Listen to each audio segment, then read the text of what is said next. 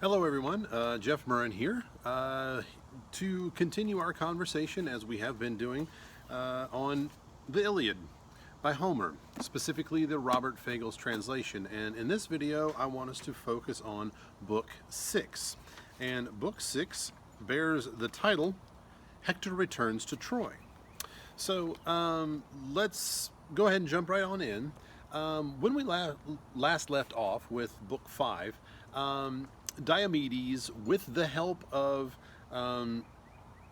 Hera, Athena, was just laying waste to the Trojan army, just coming in as if he were a god himself. Remember, he actually damaged, wounded, that's probably a better word, wounded Aphrodite and Ares. And remember, they went back with their wounds to their mother or to Zeus and say, oh, these humans are hurting me and all this stuff. So the momentum was definitely with the Greeks as they were fighting here. And as we begin this, the momentum is still with the Greeks. They are fighting, they are pushing the Trojan army back, and they are finding out that, hey, we're doing so well, let's kind of change our battle tactics of what we usually do, okay? Because remember, there's the spoils of war, as one man goes down, let's collect some things from him, battle, tackle, whatever you want to say. Agamemnon even says, hey, no, look, let's not do that. Let's just keep this momentum going because that's what we're here to do. The Trojans figure out, oh my God, they are just kicking our butts. Hector, where is he? Hector, you need to go back home and you need to get the women of Troy to pray to Athena so we can get some help here, because they are just, they're killing us. All right. And so that's what the focus of this particular chapter is when Hector goes home, what that's like and who he talks to and what he's able to accomplish and not accomplish. All right. So what he does is, I'm going to start looking at this from page 204. All right. And this is about line, about line 319. All right. This is when he goes to his mother and Hector goes to his mother and he tries to get his mother to go and gather up women of Troy and then go to the temple to Athena and offer up prayers. Okay, so this is what he says. He says, go to Athena's shrine, queen of plunder. Go with offerings. Gather the older, noble women and take a robe, the largest, loveliest robe that you can find throughout the royal halls, a gift that far and away you prize most yourself, and spread it out across the sleek-haired goddess's knees. Then promise to sacrifice 12 heifers in her shrine, yearlings never broken, if only she'll pity Troy, the Trojan wives and all our helpless children. If only she'll hold Diomedes back from the holy city, that wild spearman, that invincible headlong terror. Now, mother, go to the queen of plunder's shrine and I'll go hunt for Paris, my brother. Summon him to fight, if the man will hear what I have to say. Let the earth gape and swallow him on the spot. A great curse Olympian Zeus let live and grow in him. For Troy and high-hearted Priam and all his sons, that man, if I could see him bound for the house of death, I could say my heart had forgot its wrenching grief. Hector holds a major grudge against his brother because it is because of him, Paris, that they're in this mess to begin with. The Greek army is advancing. We're losing men like crazy. I have to leave the battle to go get the women, to go to the temple to pray. And it's all because of him. And it makes me so upset.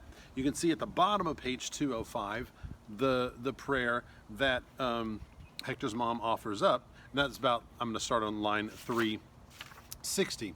Queen Athena, shield of our city, glory of goddesses, Now shatter the spear of Diomedes, that wild man. Hurl him headlong down before the Scaean gates.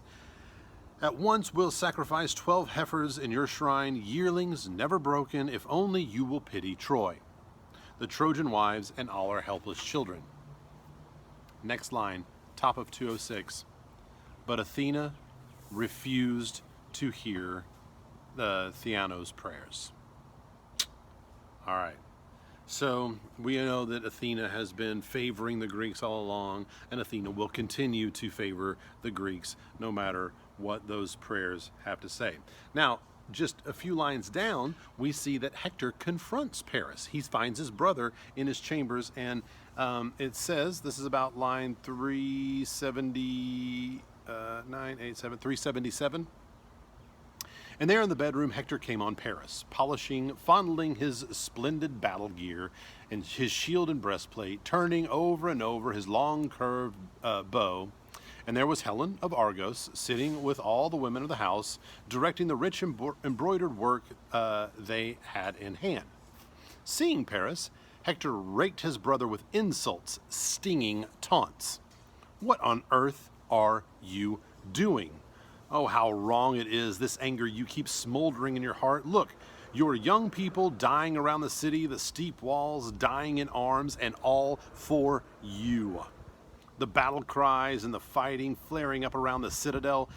You'd be the first to lash out at another anywhere you saw hanging back from this hateful war. Up with you before all Troy is torched to a cinder here and now. Like, get off your butt and do something. Why are you here polishing your goods and doing all this kind of stuff? Like, you're not helping the situation.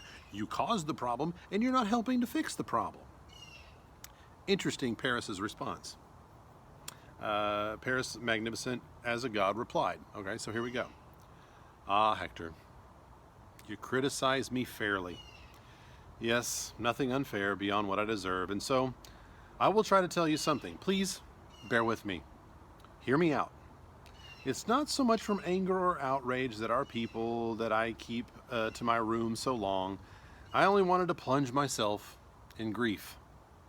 But just now my wife was bringing me round, her winning words urging me back to battle, and it strikes me, even me, as the better way. Victory shifts, you know. Now one man, now another. So come, wait while I get this war gear on, or you go on ahead and I'll follow you. I think I can overtake you. All right. So,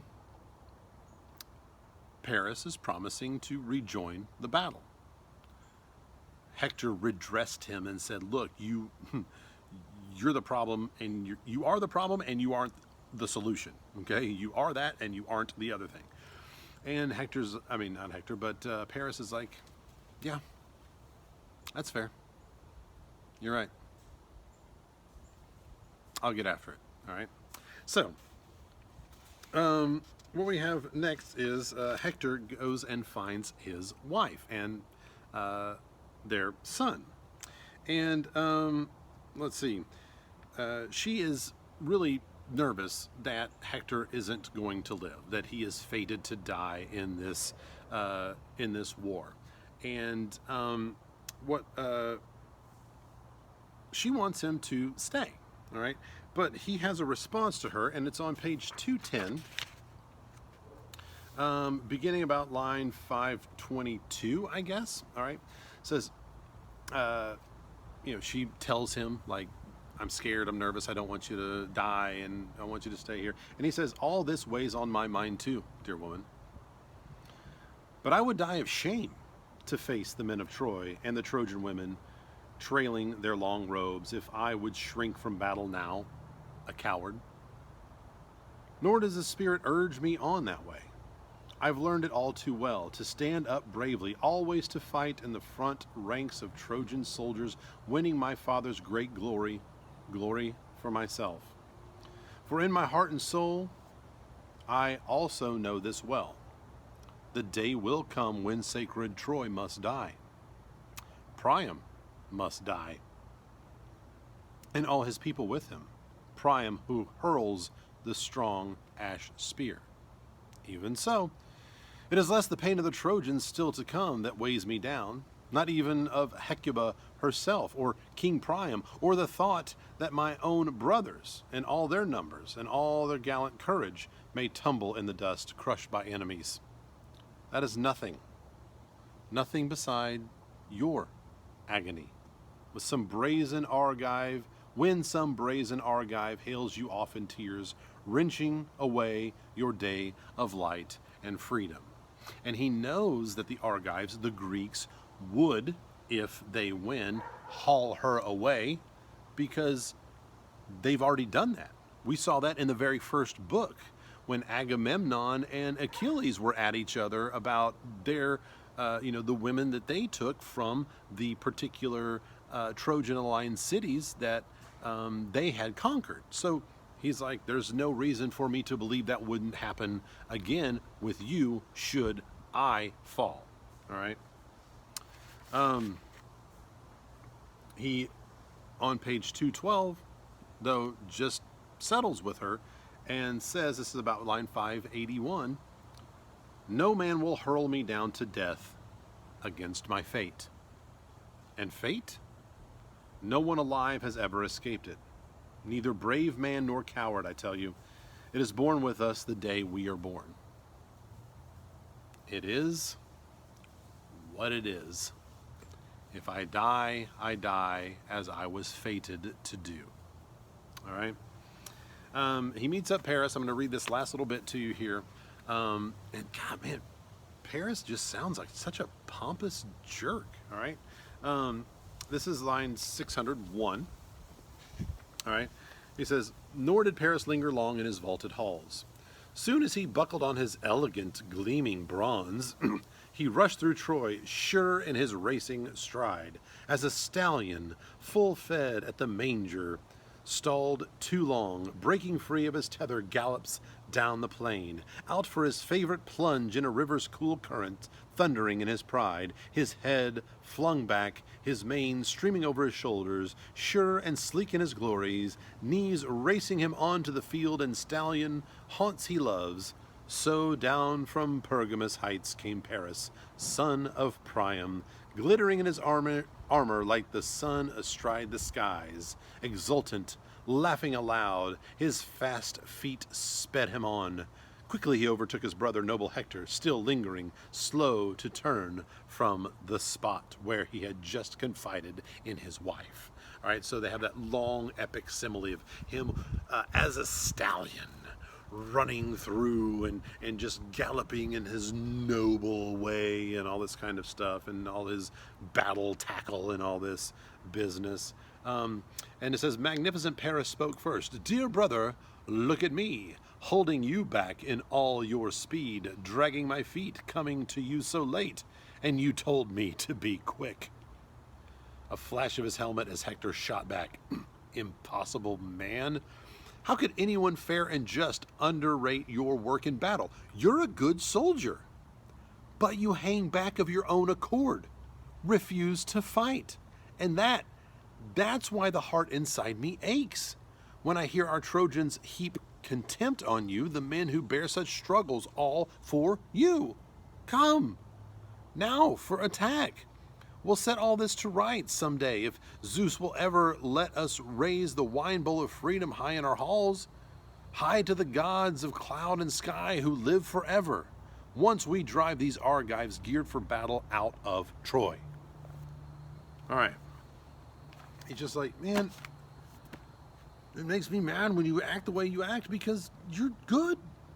But those guys do have a point because you don't offer up what you need to be offering up in this battle that you started. You're frustrating. All right. So that's pretty much where book 6 ends off. And I want you to stay tuned for book 7 commentary. That'll be coming soon. And I want you to read book 7 and then meet me back here and I'll discuss it. So, as you're reading, and as always, I want to wish you happy reading. See you later.